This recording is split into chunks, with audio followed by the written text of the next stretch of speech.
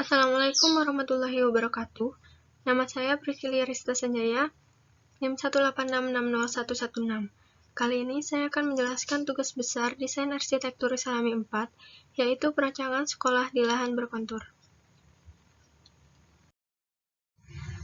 Tapa berlokasi di Jalan Sumberingin, Desa Sumberdam, Kecamatan Wonosari, Kabupaten Malang, yang memiliki luas lahan 1,7 hektar dan topografi lahan berkontur dengan elevasi 720 sampai 760 meter di atas permukaan laut, dan memiliki batas utara yaitu makam, batas timur yaitu pepohonan, batas barat yaitu hutan, dan batas selatan yaitu permukiman.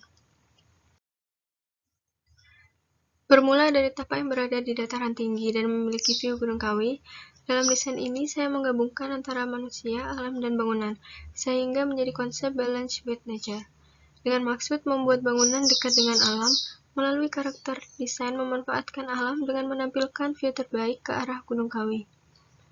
Kemudian penerapannya yaitu pembuatan kontur farming untuk pemaksimalan pengolahan lahan berkontur. View dari semua sisi bangunan bisa melihat ke arah hutan dan pegunungan.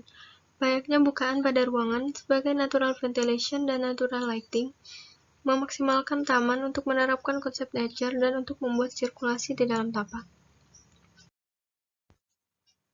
Untuk orientasi bangunan menghadap ke arah selatan dan utara, menghindari arah datangnya matahari secara langsung. Bangunan dipecah menjadi dua massa agar sinar matahari merata ke seluruh ruangan. Bangunan dipecah lagi menjadi 4 massa dan penempatan agak berjauhan agar sirkulasi angin maksimal ke seluruh ruangan. Di sebelah barat tidak diberi massa bangunan agar mendapat view pegunungan. Kontur bagian peletakan bangunan dibuat rata dengan dikat dan kontur dipertahankan. Untuk sirkulasi, pintu masuk utama dari arah timur. Analisis ruang didesain sesuai sifat ruang, fungsi ruang, dan pengguna, serta membagi 4 zona yaitu public, semi-public, semi-private, dan private. Tujuannya agar tidak mengganggu kinerja pengguna di dalam ruangan dan proses belajar mengajar berjalan dengan lancar.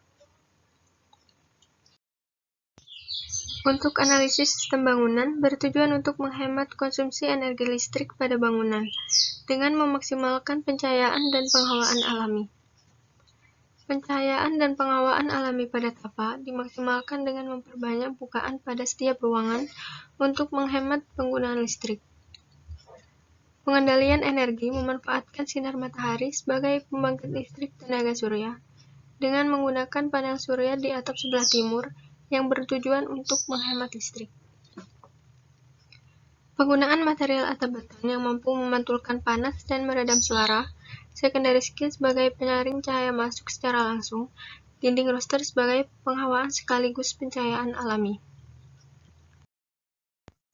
Pengolahan tapak bertujuan untuk memberikan sirkulasi udara dan sinar matahari yang maksimal pada tapak, serta memaksimalkan tapak untuk ruang luar seperti kontur farming dan area komunal untuk menerapkan konsep nature. Pada tapak terdapat area parkir mobil yang berada di depan bangunan sebelah timur, lalu area parkir motor yang berada di sebelah selatan bangunan. Area parkir ini diletakkan dekat dengan entrance agar aksesnya mudah. Kemudian kontur farming di lahan berkontur dan area komunal yang terdapat tangga, ram, dan taman. Pengolahan ruang diperoleh dari fungsi ruang yang kemudian disatukan pada beberapa massa sesuai dengan fungsinya. Bentuk diperoleh dengan menyesuaikan iklim setempat dan menyesuaikan dengan kontur, serta memasukkan unsur alam pada bangunan.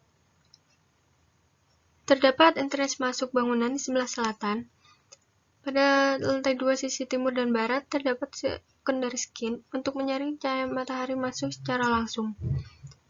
Bentuk ruang kelas yang sejajar antara lantai 1 dan lantai 2. Pada area kantin dibuat semi-outdoor. Pada ruang greenhouse bermaterial polikarbonat untuk menjaga tanaman di dalamnya agar tetap segar. Pada musola menggunakan material dinding roster sebagai pencahayaan dan penghawaan alami. Kemudian menggunakan atap perisai genteng beton untuk meredam panas. Untuk konsep utilitas, terdapat 5 titik toilet pada seluruh masa bangunan. Saluran air bersih bersumber dari PDAM, dilanjutkan ke tandon bawah tanah, lalu dipompa dan disalurkan lagi ke tandon atas, dan berakhir di setiap toilet.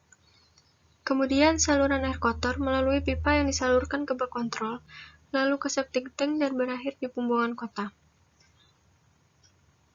Utilitas air hujan melalui talang air, dan untuk sumber utama listrik dari PLN.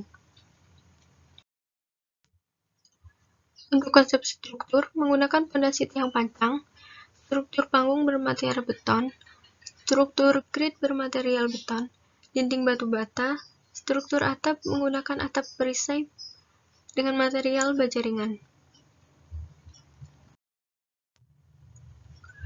Untuk konsep lanskap, terdapat 2 elemen lanskap, yaitu elemen softscape dan hardscape.